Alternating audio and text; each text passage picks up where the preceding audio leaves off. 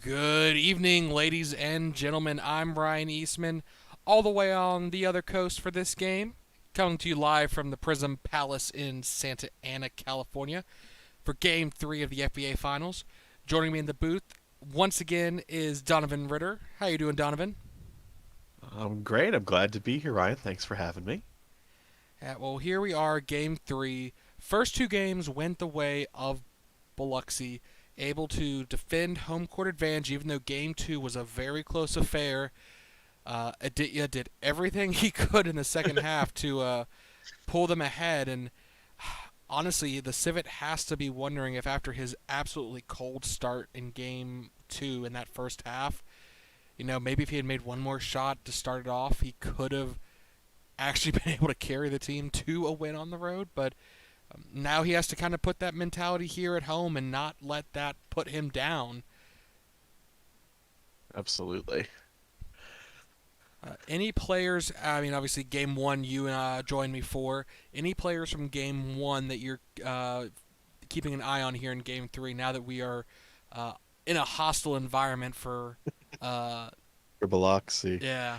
I'm certainly curious, especially after his pretty dominant performance in the first game, to see how Tyrese Vaughn plays. Yeah, Tyrese had a very strong showing in game one, a little bit quieter in game two. Definitely had his moments. It definitely became the Civet show there.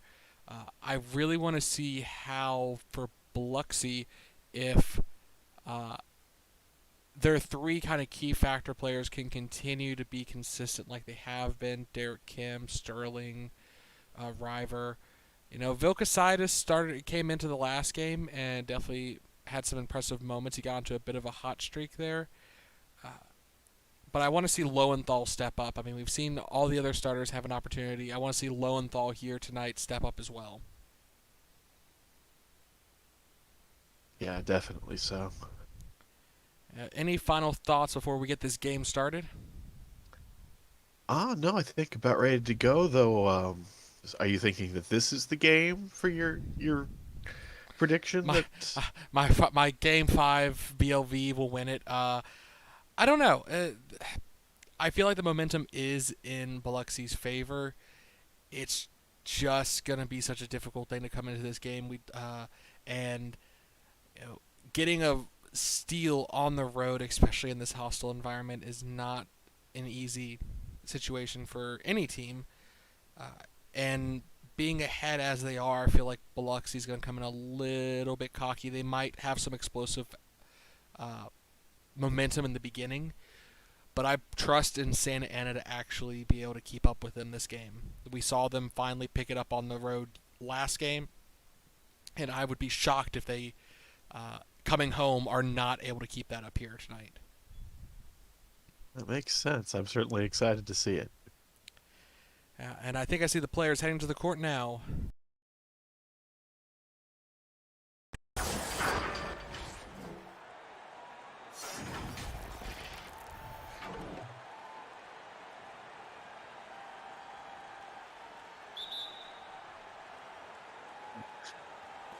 Wow.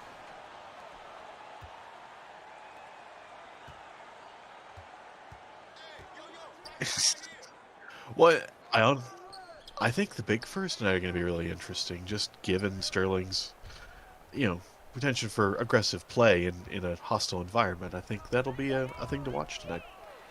Well, Vilkasitis, I mentioned him in the pregame, already having the ball stripped there. That's not how Biloxi wanted to start the game.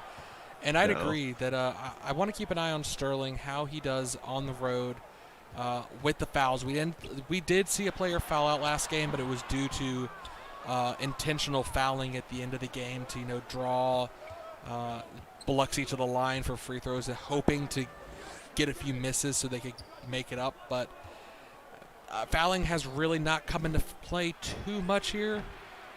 And both teams. Yeah, cold start.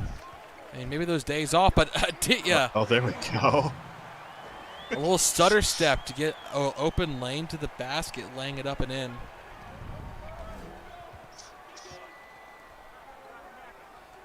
Sterling with the ball. Correct. Down to River in the post. Post play has been a big factor for both teams. I mean, we saw last game the three-point percentage kind of pick up from actually both teams. Our first game we saw Santa Ana, I think, hit 2 total three-pointers the whole game, and they definitely stepped it up last game. But for both teams, really has been the post plays. We see another answer back from Santa Ana, this time from Jin-Sung Lee down low in the post. Yeah, the post game is definitely what we need to watch, I think. Well, I mean, you have some very active furs down low in the post. River fading away is good. He couldn't hit the basket earlier, but a little bit of difficulty added for some flair. Able to make it work. Yep. Oh, he loved his fadeaways back in game 1. They didn't love him back, but he loved them.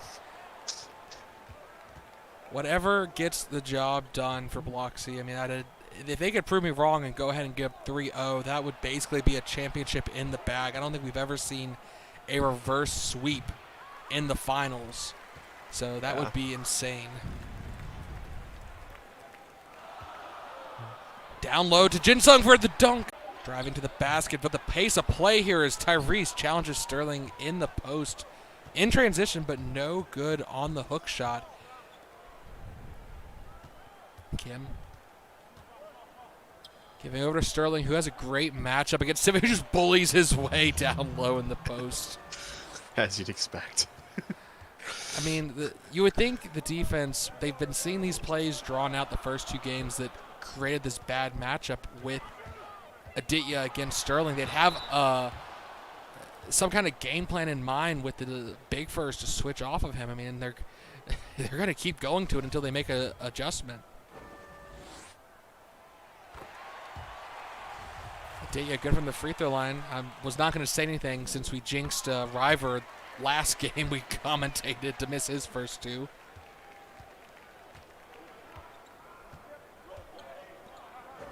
Lowenthal.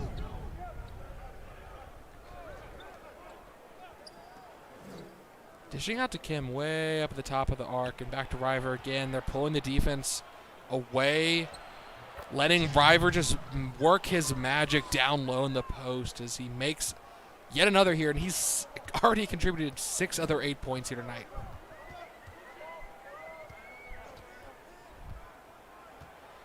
Well, that was one of the discussions we had in game 1 is what's it going to look like if he walks away with another ring? Well, I mean, the MVP didn't go to him last time, but if he were to walk away with an MVP to go along with it, he's assisting out there. That was a beautiful quick pass to Sterling breaking to the basket. No dunk, but doesn't matter. He quiets the crowd. I mean, as a third-year player, if he walks away with his 2nd ring already, that is a remarkable accomplishment, especially if he ends up with the MVP, because in game 1 and 2, he definitely factored in, maybe not necessarily game player of the game in both games, but he was arguably in contention both times with his performance. Whereas for Santa Ana, Tyrese has really been the only steady rock through those first 2 games. We're starting to see Biloxi make some changes. Sterling is absolutely smothering the Otter on defense. Aditya missing the shot, though. Yeah. I feel like that's the change we need to say. Oh, goodness, Aditya. Oh. He wanted to take advantage of that mismatch. I mean, Sterling all the way out there. If he had managed to strip the ball, that would have been an easy fast break opportunity for the Civet. But, a little too happy with the pause. A little too much contact reaching in.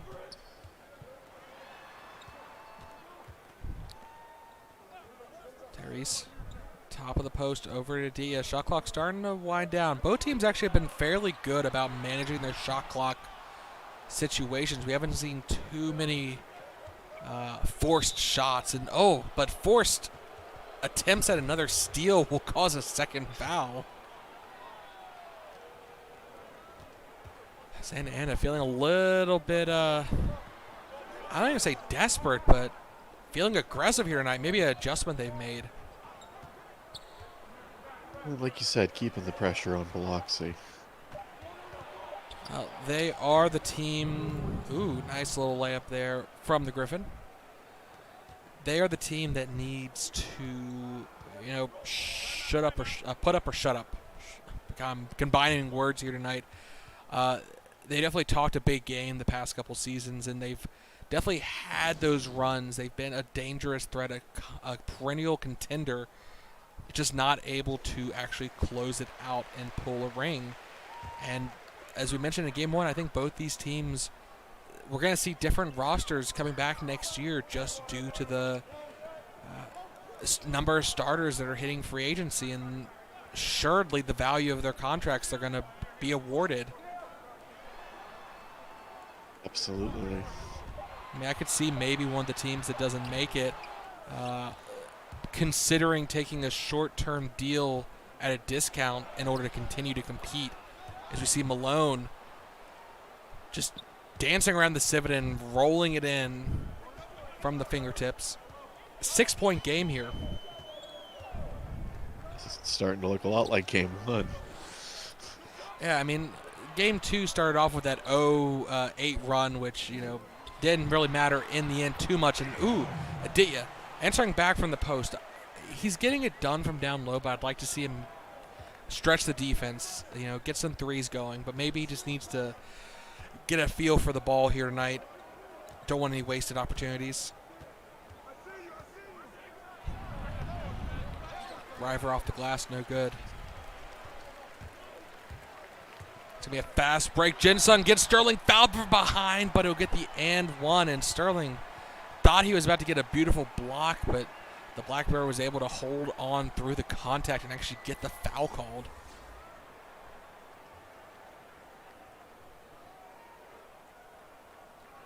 And that's going to be a factor, I think, for this series, if you would agree about Sterling. If he can continue to play his defense as tight as he has, but not have that many fouls accrue, and he can be a it factor for the Voodoo in terms of anchoring the post. Yeah. Just like that, it's a 1-point game. Yeah, we saw both teams the other night build up decent leads. They just could not hold, and there was a back and forth affair. And I think that's going to be the story of the series. I mean, Game 1, they had an extra bit of rest as the Spectrums required 7 to close out the series against Montana before moving on to the finals. And with that, we see the lead swing back in Santa Ana's favor. River against the rookie. You favor him in the post against him, and he doesn't. As you see there, half the points for the Voodoo have come from the Deer tonight.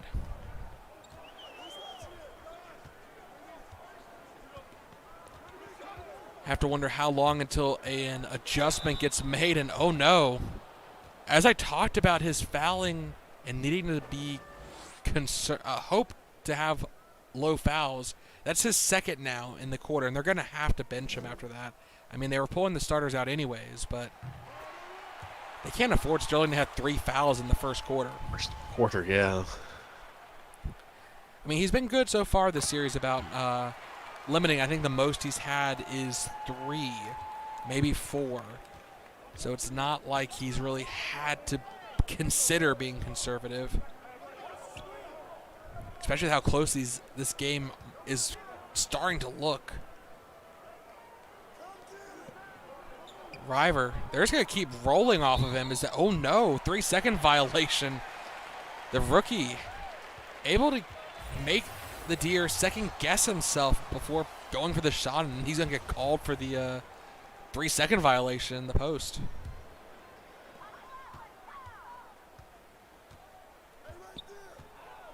And of course, Kim still on the floor alongside Derek, alongside Aditya, but it's going to be the rookie Aquino wide open in the post off the screen, and Aditya just laser into the post. I don't think the Ram was fully expecting it to come that quickly, and he had to corral it for a second before laying it up and in.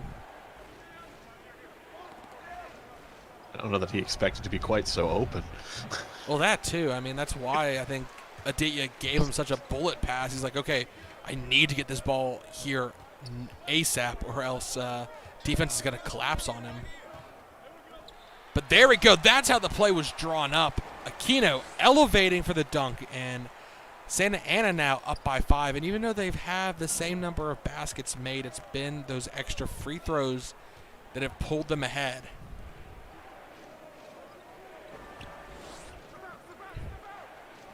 Derek crashing to the basket, but they're going to go for Malone. He had a great game, too, and see if he can continue it. No good on that shot, though. It's going to be Tyrese. In the end, the Otter wants to take it himself, but no good. But on the other end, Derek Kim in transition just pulls up for a mid-range jumper to finally quiet the crowd down a little bit. I think they needed that. Oh, definitely. They could not afford to let Santa Ana go on a run, and River looked like he was about to get a huge block, but in the end, enough to affect the shot. And just like that, Elcom, the line, able to lay it up and in. What was once a 5-point lead dwindled to a single digit. Aditya off the screen, wide open, double clutches it despite the defenders nowhere around. Maybe expected someone from behind, but doesn't matter. And with that, that's their 18th point in the paint, which is, I think, all the points they've scored outside the free throw line have come from the paint here tonight. You were saying you were hoping to see him stretch to some threes. That I was. And Sterling, nice little step-back jumper. At the same time, if the Voodoo are not going to crash the paint, why not take the shot? I mean, a 1-foot shot's a much, much higher chance of going in than the 28-foot from beyond the arc. And that's one risk, though, as he drives to the basket. Keno stripped by Malone. Oh, Evans, if only he had a bit more range, he would have been happy to take that three they let him open for. But the veteran Great Dane crashes the paint and lays it in with a hook shot, giving Santa Ana the final shot of the game in a quarter, and Aquino takes a long three, but no good. Well, despite the run favoring Santa Ana for a bit there, in the end, it's the Voodoo who finish 1 point ahead, 24-23 here, coming into the second quarter. Really ask for a closer game. Now I can. Anything you saw in the first quarter you wanted to highlight as we head into the second? No, I really, it's just that, the surprising balance we're seeing. Well, especially after our first game we commentated together. Yeah. Blocked there by Elcom. 3-on-2 fast break over to Malone, wide open from the left sideline, but no good from the Kangaroo. I mean, almost want to see him drive the basket there. It doesn't matter. The Lion on the other end has active pause, and he's just got to go himself. He started the fast break with a steal, and he finishes it with a layup. Yeah, I'd like to point out just how much of a post game it has been. I mean, obviously we just saw Malone trying to take a three there, not working out. He's not been the most consistent from beyond the arc in the later years, but he can still hit those. I just wanted to see, one of their, on either team, one of their star players getting it going from beyond the arc. And, ooh, foul there on the Squirrel, Carter. That will actually allow Santa Ana to keep possession here. And great inbound play to Gold down to London, breaking towards the basket, left wide open. I am starting to wonder about that. We have seen a lot of Spectrum's players slipping their defense this evening. Yeah, I mean, aside from Sterling, the Voodoo defense has been a tiny bit lax, half a step behind, as Carter unable to make the drive to the basket work. The screens are working. Maybe an adjustment has been made by the Spectrums here tonight. Even though Elcom unguarded to the basket, he could have dunked it, but just laying it up and in, which is almost even more of an insult coming out from the Lion. I mean, at his size, finesse is not his specialty.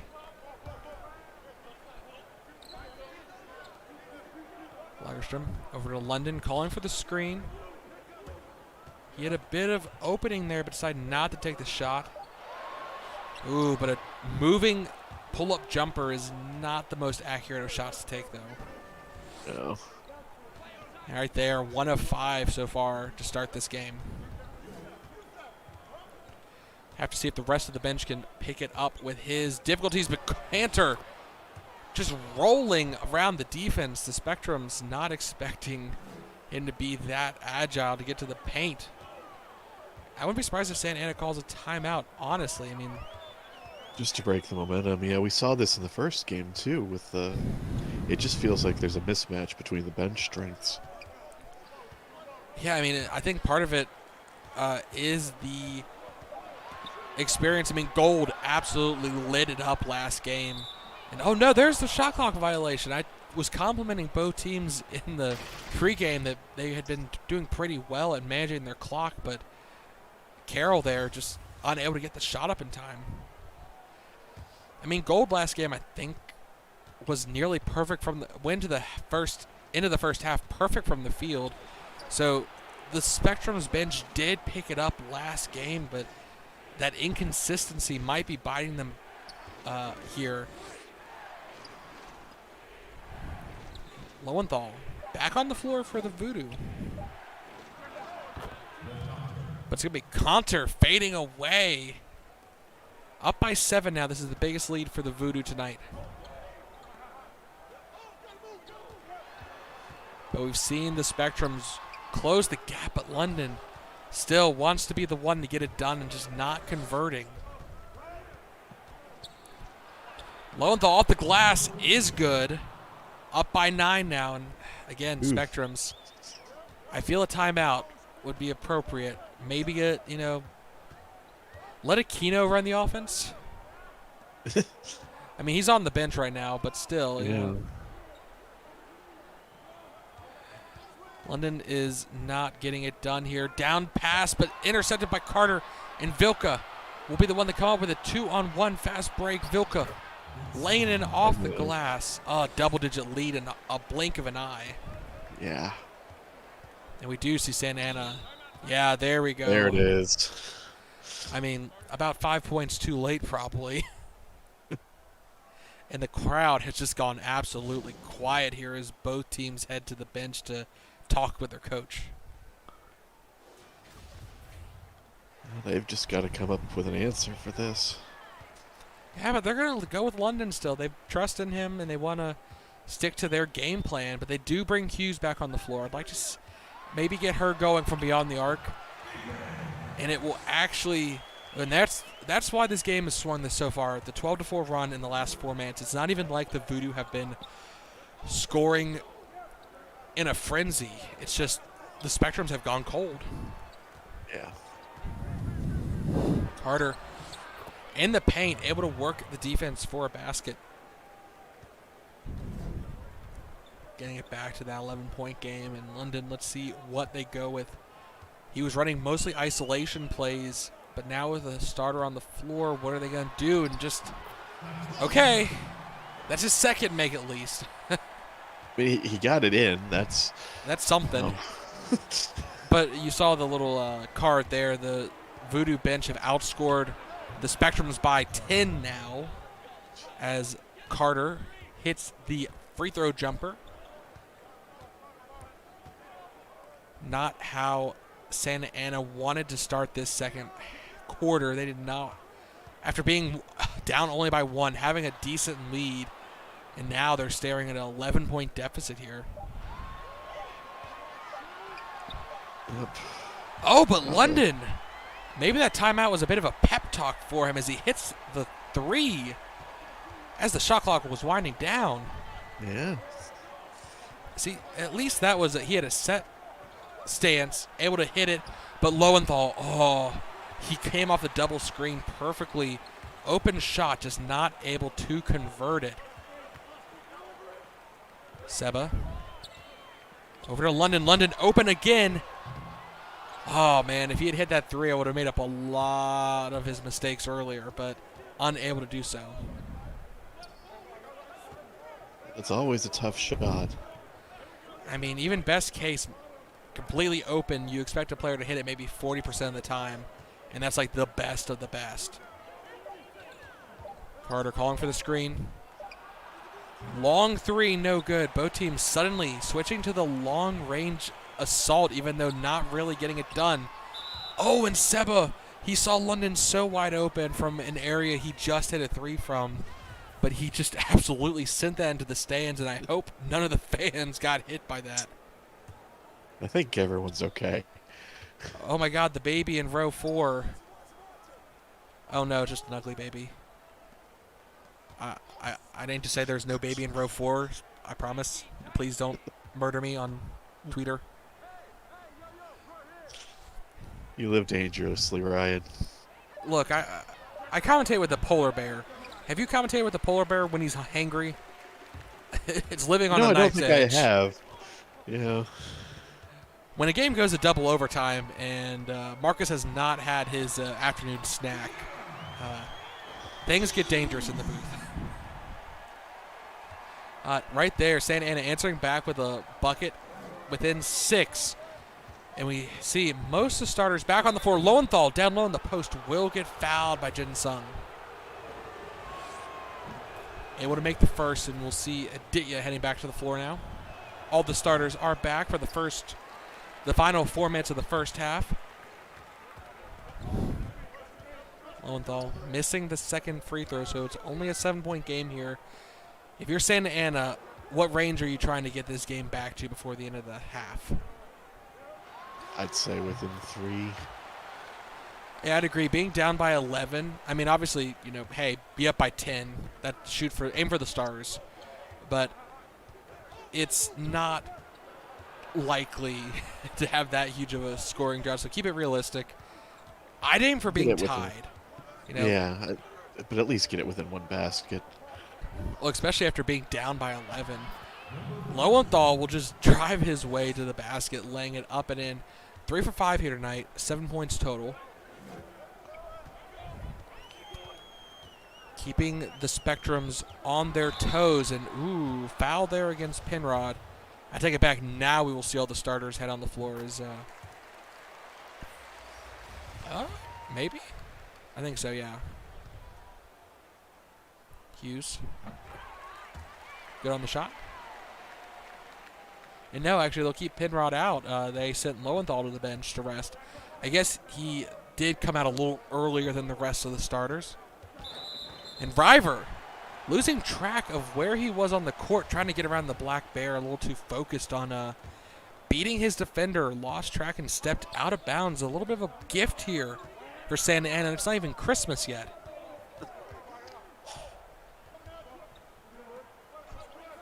Yeah, we'll call it an early Christmas gift in, balmy 100-degree heat. But to say, if we get to somehow the finals and Christmas happening at the same time, something's gone horribly wrong. Oh, that's actually Sterling's 3rd foul. That is something going horribly wrong. They're going to keep him out there. If he gets a 4th one before this first half comes to an end, I think Santa Ana goes into the half feeling like they've won the game already, because they are getting it done down low in the post. And that might be what the adjustment was, attacking the post. We saw them early and often heading to the post, and that might be the goal, is to get Sterling in some kind of trouble. And it's working out so far tonight. He has 3 so far. But it's Aditya carrying on after his struggles in Game 2. He dug deep, found the flame to get it going, and had an absolute monster second half. And he has not slowed down here despite it being a day and a half removed.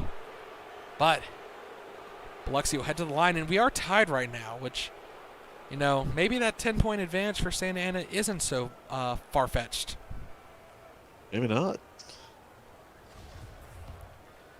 That's going to come down to River making his first. Actually going to bring Malone out. Interesting. They are really fiddling with the rotation here.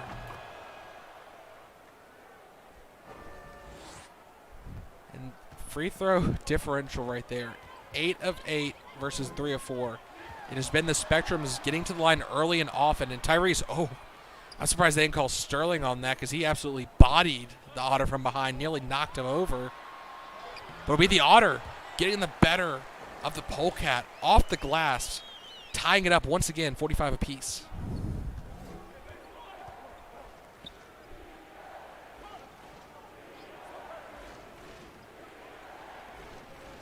Malone calling for a screen. Want to get this done on his own against Kiara, but oh, I thought he was going to lose the ball. And actually, it bumped into Kiara, who was stepped out of bounds as it did. So it will remain with the Voodoo, but shot clock, 6 seconds, not a lot of time to do something. Kim, absolutely pressured by Aditya and the clock, forced to take a risky shot. It's going to be Aditya. Hit from behind, and that was actually a big block coming out, even though the foul had been called on Kim. Active pause from Penrod.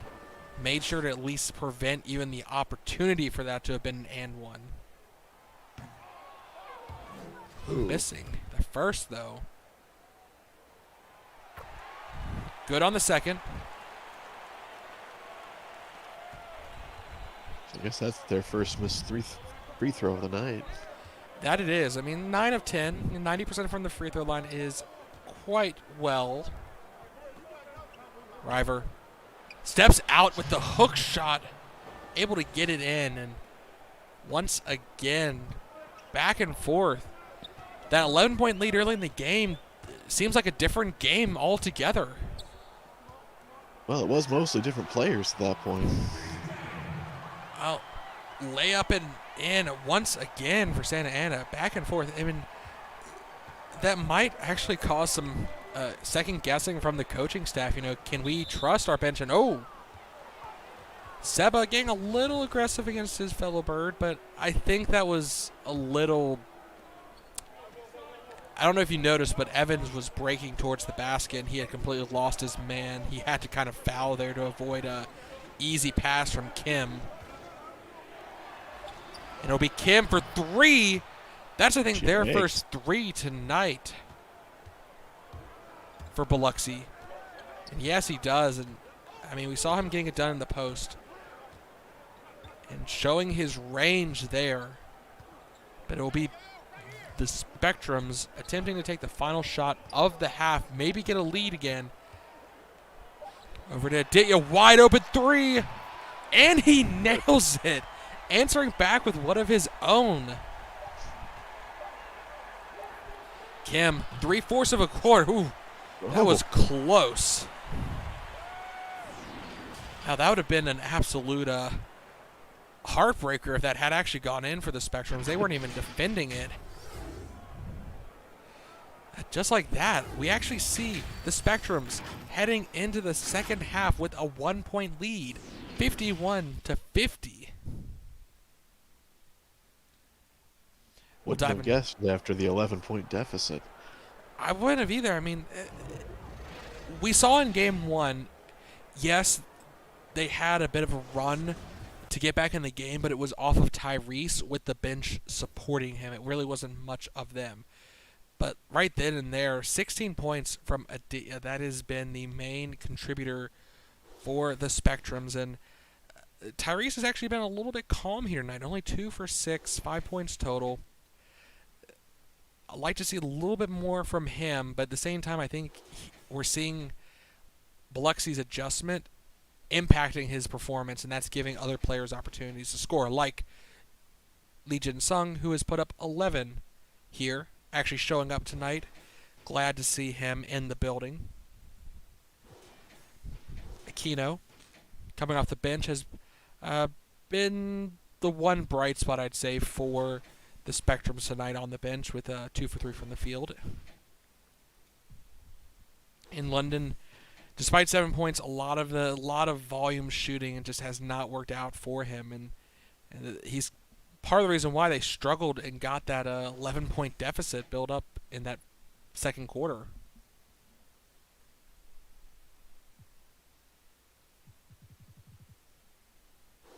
And switching on over to the Voodoo. Once again, River filling out the score sheet already with 12 points, 5 rebounds, and 4 assists. I mean, you gotta be careful. He's on his way to a triple-double here tonight if he keeps up this pace. Lowenthal, 7 points total, 3 for 5 from the field. Vilkasaitis, a bit quiet, 1 for 4, 2 points, 2 rebounds, and an assist. Malone, 2 for 5, missed that three-pointer to start off, but wrangled in some points before the end of the half. Evans, quiet, off the bench, only 1 shot attempt. Ekholm, 6 points, 3 for 3 from the field. A steal, a block, assist, and double rebounds all over the scoreboard, collecting a little bit of everything. Carter, a steal, 2 assists, a rebound, and 4 points as well. It really hasn't been one bench player for the Voodoo tonight. It's been scoring by committee for them. Whereas for the Spectrums, it really has come down to 2 players taking the bulk of their shots. Probably explains the dynamics we're seeing during the time the bench is out. Oh. Well, I mean, Tyrese, I mentioned that they had made an adjustment, I believe, but maybe they need to not do that. Maybe they need to defend him. That might be a plan. I know that's a very difficult adjustment to consider as a defense. Who would have known that would actually stop someone?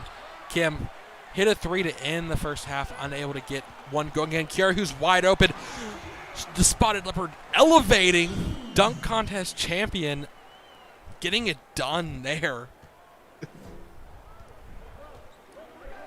My God, we talked about not leaving her open, and that was a bit of a flashy dunk coming out from her, showing off quite a bit there. And River, smooth and steady. If you're going to give her the opportunity, I don't know that I blame her. I mean, if you miss, you better miss with some style then. And Sterling, 4th foul. I mean, we said he can't get one before the end of the first half, but 1 minute and 14 seconds into the second is not a lot of time either, and they're going to trust him. They're going to keep him in, actually, it looks like. No good on the first. Spectrums, I would expect to see them to continue to attack the post and get hopefully a 5th foul on Sterling if they're trying to remove one key piece of this Voodoo offense and defense, arguably. Certainly.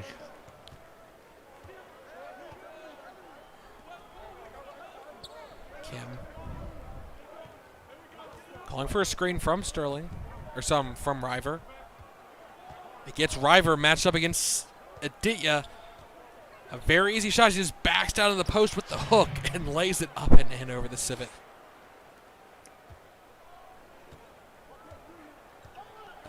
That's the one thing about the Spectrum's defense. They've not found an answer for these screens that just put Aditya in the worst possible matchups.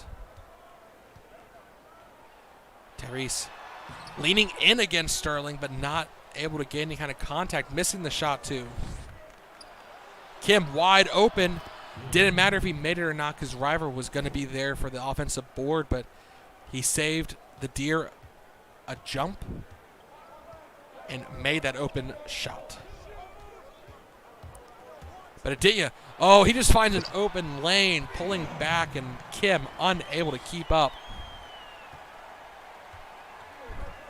I feel like that was the same lane we saw earlier this quarter. I mean, if it works, keep doing it until the defense figures it out. And if the defense does over-rotate onto you, it just leaves someone else open. Aditya using his speed to get some of these nice open lanes to the basket. See, they're going to start double-teaming him. That's how much of a threat he is here tonight. Well, his speed's been a huge advantage. Jinsung fading away, no good. Vilkasaitis finding a lane to the basket and elevates. The Eurasian Wolf dunking it down, tying us up again, 58 apiece. Kim gets the strip against Aditya. the player who leads the league in steals, getting the ball stripped, and Lowenthal will elevate to dunk it in on the other end. Oh, and another strip. Oh, but Aditya manages to pull it back. Kim is not someone you want to risk lazy dribbling against, but he is feeling it tonight if he's able to get his paw on back-to-back possessions almost.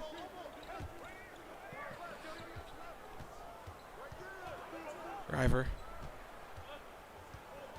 Looking to get down to Lowenthal, who's going to elevate for a second dunk in a row. The Griffin taking flight once again. 11 lead changes this game. An 11-point lead for the Voodoo at the highest point. And this is why you can't double team Aditya. Kiara Hughes just left wide open. She lays it up and in, and we're back to a tie game.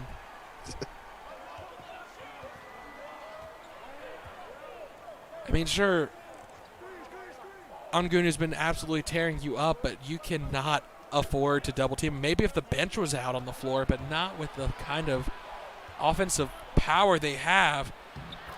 Vilka laying it up and in with the finger roll off the glass.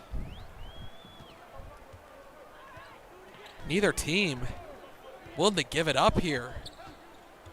They haven't gone back to the three-point game, but the post play has just been working too well for them. Double teamed Aditya. Still gets it in. He had both birds draped over him, and it didn't matter as he lays it in off the glass. 20 points for him so far tonight. I mean, even double teaming him is not working right now. BLV might want to consider a timeout. Sure, they're getting it done on offense, but they just can't find an answer on defense at the moment. Seba against Derek, and he will get called for the foul. That's Derek's third himself here tonight. With all those steals he's been going for, he's not been afraid, and actually they are going to go ahead and make a substitution here. They can't afford to have two stars in foul trouble. So they can't afford to let him get a fourth. And both teams making some substitutions is they're actually going to pull Aditya as well. I mean, you got to take the risk of maybe keeping him on the floor while he's feeling it, but I understand they're concerned about him running out of gas in the fourth quarter if he keeps up this pace. He's been responsible for nearly a third of their points. Yeah, and I think majority in this quarter. As we'll see a foul send Vilka to the line for two.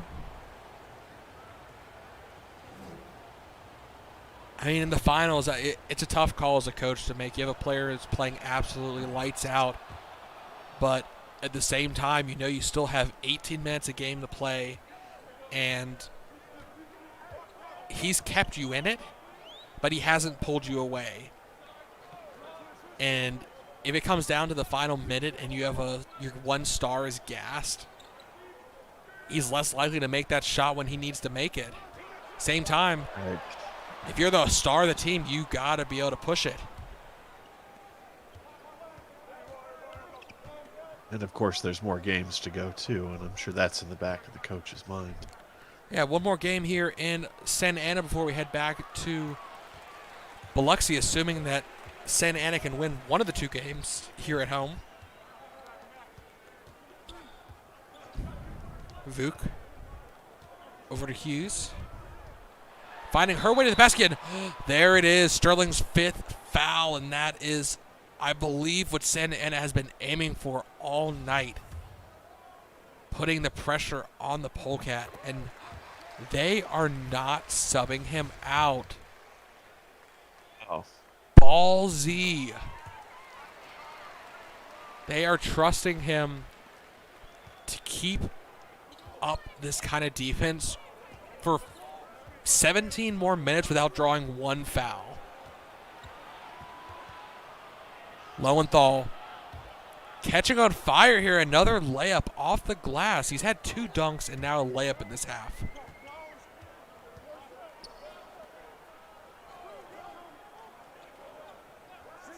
We do see some substitutions looking like they're going to come in. I think they will actually pull Sterling. Maybe the coach had a change of heart after thinking about it.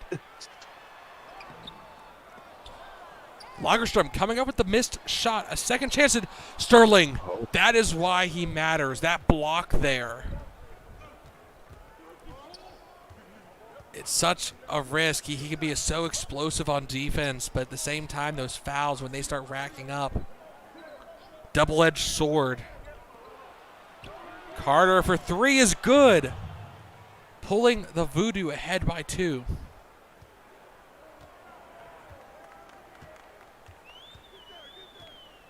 I wouldn't be surprised if they call timeout potentially, but no, they want to keep. Sterling is on the floor. They know they're going to make a substitution. Keep attacking the post, and ball stripped there. I think that was. I couldn't tell. There were 2 defenders right there, and they both may have gone upon it. See if Biloxi can build a bit of a lead. They're going to go to Sterling. He's feeling it, and they're starting to bring a player over to help. They left Vilka open. Long 3. No good, though. Hughes against Carter, forced to pull it up, but dishing down the Vuk. Left open on the drive to the basket, and tie game. Once again, both teams shooting above 55% here tonight.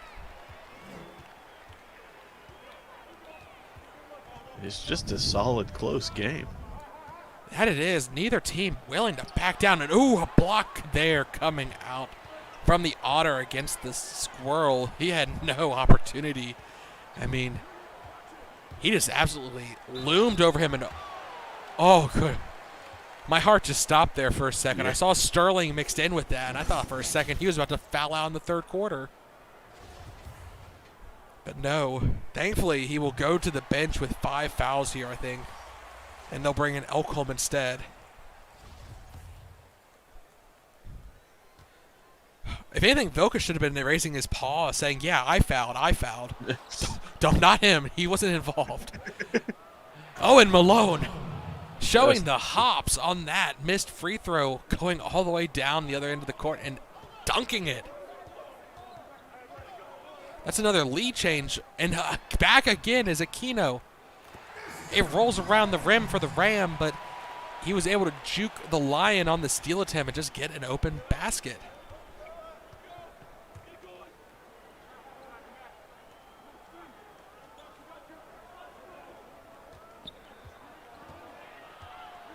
Carter made it all the way to under the basket, but a little too far. Maybe being blocked on his last shot attempt. Still in his mind, Sterling on the bench, but still having a psychological impact on defense. Aquino fighting his way against the Lion. No good on the shot attempt. It's going to be Malone the other way back. Defense does stop him, though. 3 attempt, no good. Stalling as both teams' benches have not been able to get anything really going too much here. No. But Tyrese still on the floor. Wouldn't be surprised if they start going to him. But at the same time, you have to keep in mind he's probably going to need to be subbed out not too much longer. As Vuk hits the 3, and just as I said it, they were slowing down. Adds to the lead, now up to 4.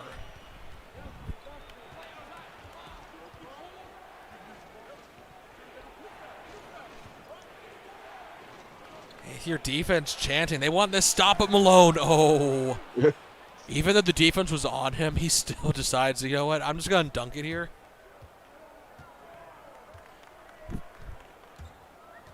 Oh, and Aquino, he wants to answer back with one of his own. He's going to lay it up. Finger roll attempt from the Ram, but Carter bumps into him and causes enough contact to get free throws for the rookie. No good on the first. Is able to make the second. You have to wonder about the pressure here on the these 3 rookies for the Spectrums playing in front of their crowd, down by 2.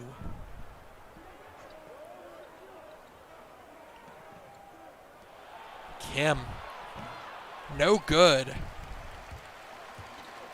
No, we've already gone back and forth on whether that how much that factors into. Oh, Well, as you say that, steal. yes.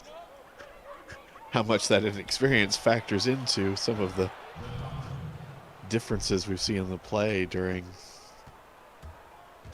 these periods when it's mostly the bench on the floor.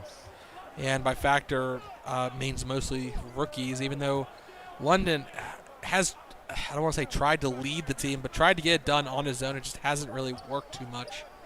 As he takes another three, he hit one earlier, but no good. Can't end the quarter with a three, but at least the Spectrums hold on to the lead. It's still only 1 point. However, that's all you need in this game to win. Question is, can they hold it on for the last 12 minutes of this game? I'm sure they're feeling pretty good about having Sterling on the ropes foul-wise. Oh, no doubt. I mean, I'm sure they were a little disappointed they didn't get that sixth in that quarter while he was still out there. But, you know, they still have plenty of opportunity once he comes back on the floor. It'll be a question for the Voodoo if they, you know, maybe keep him a little bit in reserve until those final few minutes and see if it's better to bring him out in the most critical situation or bring him out and try and build a lead. As Derek Kim, the step back three coming out of the quarter break, just instantly hits the three. There is no such thing as being cold for him off the bench. As Lagerstrom, I might have called that a travel personally, but, you know, I'm not a ref. He'll get the bucket, though. And now we're up to 17 lead changes this game. 18. Quite so. I mean, I think we're going to easily break 20 at this pace. So both teams. Well, it just keeps it's staying a close game. Yeah, I mean, again, we were at 11-point difference at one point in this game, but that seems like that was a different timeline at this point. Any lead that either team builds here, I do not trust in the least bit. I mean, Santa Ana didn't really build too much of a lead. I think it was like a 6-point at most, and it whittled away very quickly. For the Spectrums. Ooh, the rookie breaks away from Kim with some fancy dribbling. Lays it up and in off the glass. That's his 11th point tonight. Nice production. Absolutely. So the rookie jitters. Besides that turnover, not hitting too hard for him. And, ooh, a difficult shot, long range. Leonard. Shelley unable to make it, but Lagerstrom cleans up the miss and will draw the foul against Evans. And, yeah, I'm not surprised. I see some starters getting ready to come back on the floor. 10 minutes left to go in this game. It's time to finish it up. They need, yes, and especially with Aditya back on the floor. He had plenty of time to rest. Let's see if he still has that same rhythm in his head that he had to start this game, or if he's maybe finally gone a little cold. But it's going to be Malone tying us up once again. The veteran getting it done for the Voodoo. Seba. Off the glass, no good. River pulling down the board. But he loses the ball to Jinsung. And Jinsung wide open. Oh, he is pumped after that dunk as he gives a nice pat to the backboard. And here the crowd, they are on their feet after that. Well, that's what you want with the home game. Well, especially as time starting to wind down, this back and forth affair can be very exhausting for the crowd itself, and you know they get tired too. And Lagerstrom laying it up and in, and there we go, 4-point lead for the Spectrums. They are finding a little bit of rhythm, and maybe it's time for Biloxi to call a timeout here, and they haven't called really one yet tonight. But no, they're going to try and silence this crowd with a basket, and it's going to be River, but no good. Can't do it. Seba, too much. And Chinsung, he just wants to get it to the basket himself. Dribbling diving and weaving his way through 2 defenders. 6 points, already back to their biggest lead so far tonight. That's the kind of energy you want coming into the fourth quarter. Yeah, I mean, I thought Aditya was going to be the one to keep an eye on, but apparently it's Jinsung as Kim calls for the screen and able to get the quick basket back. It does quiet the crowd just a little bit, but at the same time, all it takes is Santa Ana to get one more basket here, and they'll be back on their feet in an instant.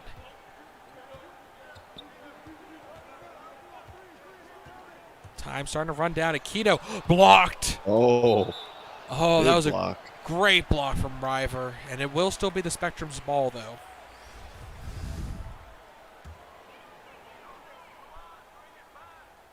Six seconds on the shot clock. Not a lot of time. They're going to give it to Aditya. He's probably going to call a quick screen, maybe? No. Ooh, this is a tough shot and a fadeaway. 1 foot. Yeah, fadeaway, moving three-pointer, and it rattled out. That was far closer than it needed to be. That's a heat check right there. Kim driving to the basket, and it's Lagerstrom able to put up a good defensive stop and look for Kiara. Oh, I thought she was going to have a little bit more open of a lane to the basket, but the Leopard no good. It's BLV going the other way now. River one-on-one with the Black Bear, no good. Jinsung. Oh, the pace of play is so high right now. And Lagerstrom elevates. Fans are getting their money's worth tonight. As you see, even the bench is getting off their feet. Like you said, when you're moving at that pace, it's hard not to get drawn into it. And right now it's Santa Ana dictating this pace. And I'd like to see the Voodoo do something. Maybe, I mean, they get a basket there, and River, he's been consistent in both halves. Just a little bit quieter here. But plenty of opportunity. Still picked up, but Addy, watch him. He's open in the paint. A nice give and go as he handed it off, and the defense lost a little bit of the focus there and just left him wide open. He said, Biloxi maybe wants to call a timeout and reset the pace here. This might be a good time to bring Sterling back on the floor, even though it could be a double-edged sword if he were to foul out too quickly. But he could give them some motivation on defense. Oh, I take it back. He was back on the floor. I had lost track of the polecat as he does get to the basket. Now, how you lose track of him? I mean, it's been Santa Ana with the offense. It made it seem like he wasn't even on the court as a factor.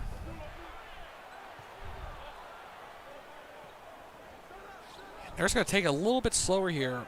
Reset the pace. Jinsung, one-on-one, not able to find a good look over the Griffin as Lowenthal will bring it up for the Voodoo. Matched up against Aditya. He finds a lane to the basket. He just gets it done down low. And it'll actually be the Spectrums who blink first. I don't blame them, though. They had a 6-point lead. Now it's down to a 2-point lead.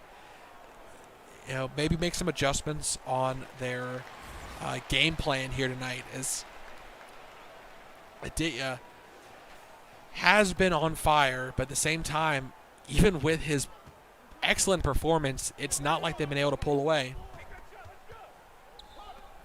No, it's been remarkably close. Lowenthal. Every time I hear the whistle, I'm like expecting Sterling to just like scream. But in this case, Lowenthal will draw his first, sending Jinsung to the line for 2. No good on the first.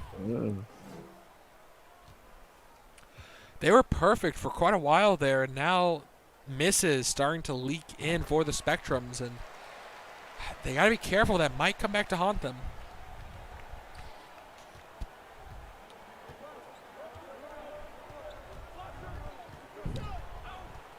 Aditya on Kim.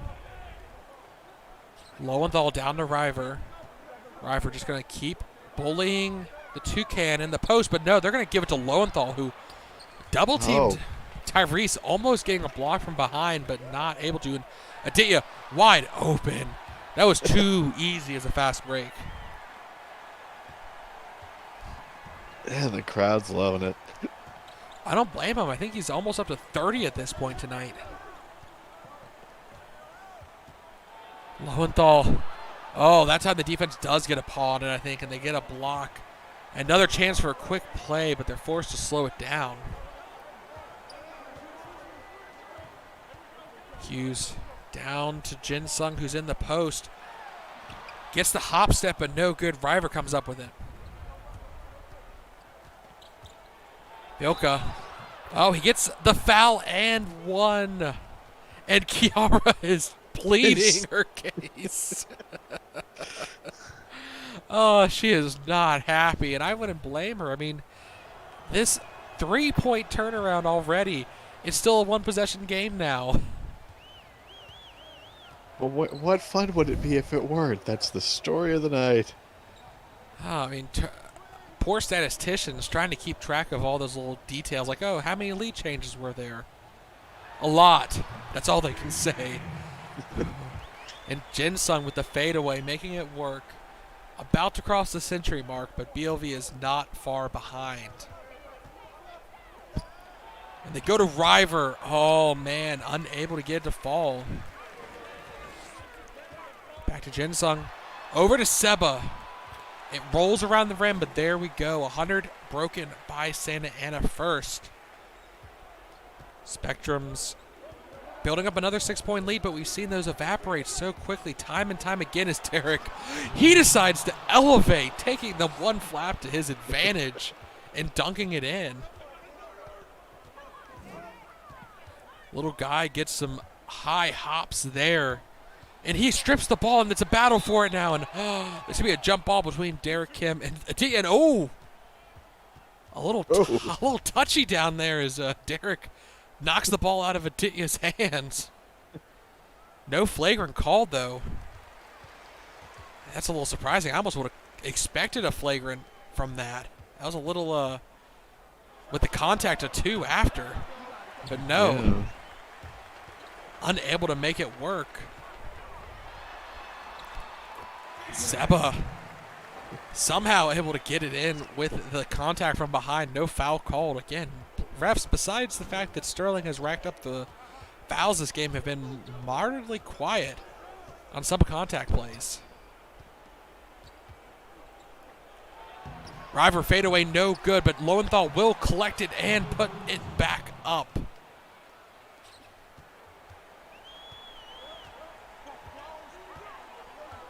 Aditya matched up against Kim. He has to be careful. Double teamed instantly by Sterling, but it's going to be Vaughn taking advantage of Sterling being at the perimeter, drive the paint and lay it in off the glass. 6-point game with less than 2 minutes. Yeah, now the crowd, this is what they've been saving their energy for all night. They are absolutely rowdy right now.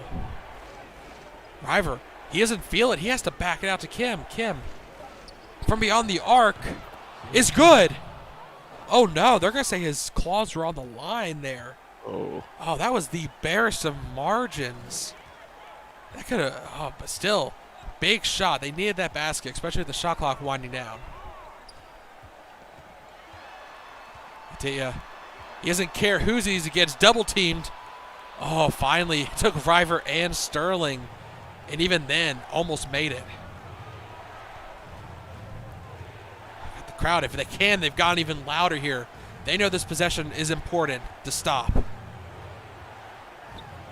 Vilka, no good from beyond the arc, but River, he collects it and the foul. Goes to the line for 2. River, good on the first. And good on the second. Okay, we have a 2-point game here. it has been a ride tonight. It has been close. And, I mean, Santa Ana, what a lead. And, Aditya, that might be the dagger as he nails the 3. He has been the factor for them tonight. And with that 3, that puts them up by 5 with 31 seconds left to go. Voodoo have to call timeout. I don't blame them. They need to get a 3 to answer back right away here. They have plenty of players who can hit from that range, too. Lowenthal decides to actually take it himself to the basket. I mean, they need 2 here, and they get 1. Now, the question is, can they get a stop or a turnover? Because there's barely... Kim. Yeah, Kim has had an active paw tonight, but the big problem is that, double team, that's what they want, but no. Vaughn. Oh. Aditya has too much court awareness for that. He instantly got double teamed, and he knew the second he saw Sterling, that meant that Vaughn was wide open at the post, and that might have been the dagger as they go up by 5 once again. Obviously, BLV will have another chance here. If they hit a 3, they're back within 1 basket, but the shot clock has been turned off here. They're going to give it to Lowenthal for 2. And he can't make it. I think that... Yeah. I mean, I think that's game. Yeah, they're going to foul just to maybe get a turnover and no able to get anything, and they'll go to the line, but as long as he makes both of these, it's over.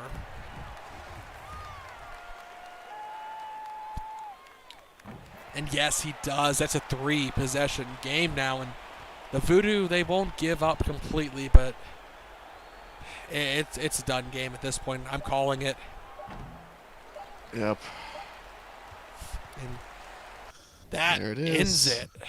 And we'll dive into the box scores, but Tyrese wasn't as vocal this game, but definitely double-double coming out for him. And Aditya, 27 points, 11 rebounds, double-double. Great night for the Civet. He had a complete game instead of just having a half a game. But Lee Jin-sung, the unsung hero, with 20 points as well, 8 for 14. Getting it done, especially when Aditya was off the floor or needing a bit of a break.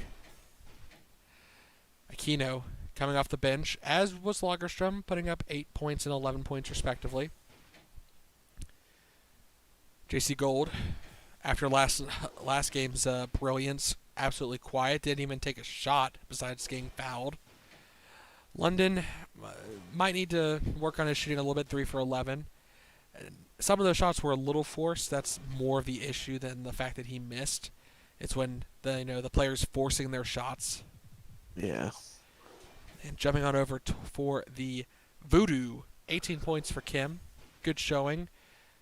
Sterling, he was a factor on defense. He just was not able to get as involved on offense. I mean, River in the first half was lights out. He cooled off a bit in the second half, and by then Sterling was in foul trouble, so he couldn't really be on the floor that much. So they ended up going to Lowenthal, who did step it up. I called him out in the pregame, and he did show up, just not able to pull them back completely. Vilka was definitely struggling a bit tonight. 4 for 12, put up 11 points, missed all 3-point attempts. Malone, if you don't consider his 3-point attempts, he had a great night. Otherwise, he had a good night.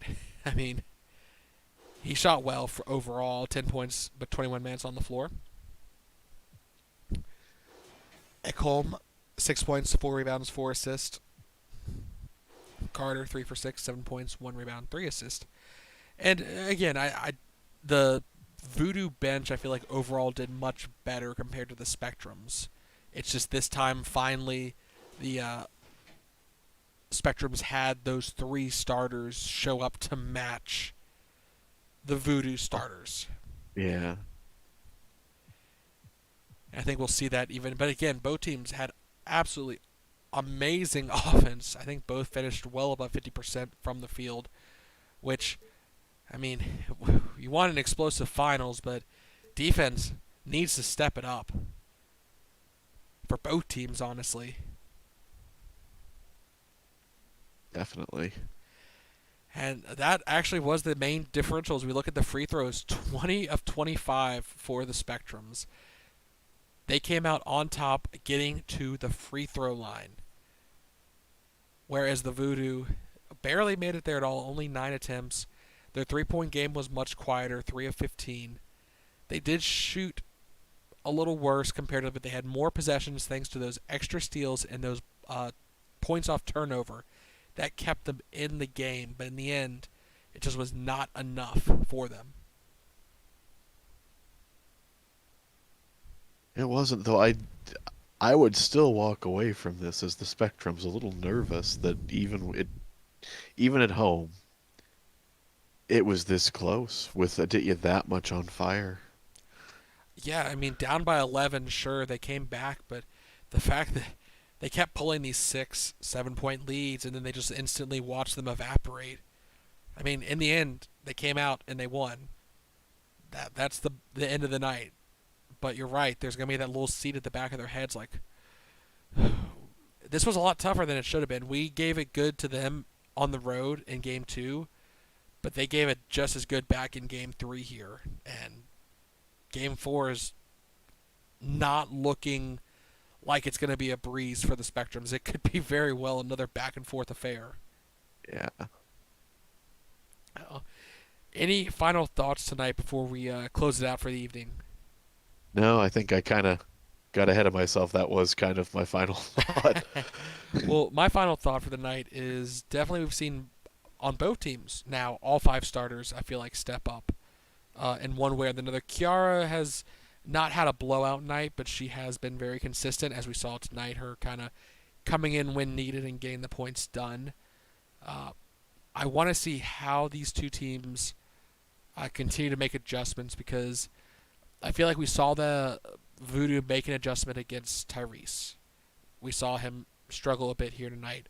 Same time, I feel like we've seen the Spectrums make an adjustment against Sterling and start attacking the post more, as we saw him finally getting into some foul trouble. But in the end, both teams will continue to make these adjustments, and I want to see, how are they now? Okay, they stopped Tyrese, but all that's done is unleash Aditya. How can they stop both of them? Whereas on the other end, how often can you keep attacking the post? I mean, we saw a lot of turnovers from the Spectrum, and that was because of their constant driving to the basket. It leaves them vulnerable to those picks, and that kept Biloxi in this game. It did. Yeah, but I think that is all for tonight. It's been late for y'all on the East Coast. I mean, the sun's still up out here, but I know it's quite late out there for you. So, I've been Ryan Eastman. Thank you for joining me once again, Donovan. Absolutely. And we will see you lovelies again for Game 4. And thanks to Santa Ana winning this game, we will be heading back to Biloxi for at least a Game 5. Depending on how tomorrow's game go, we might even get to see a Game 6 if the Spectrums can win a second at home. Have a good night, everyone. Good night.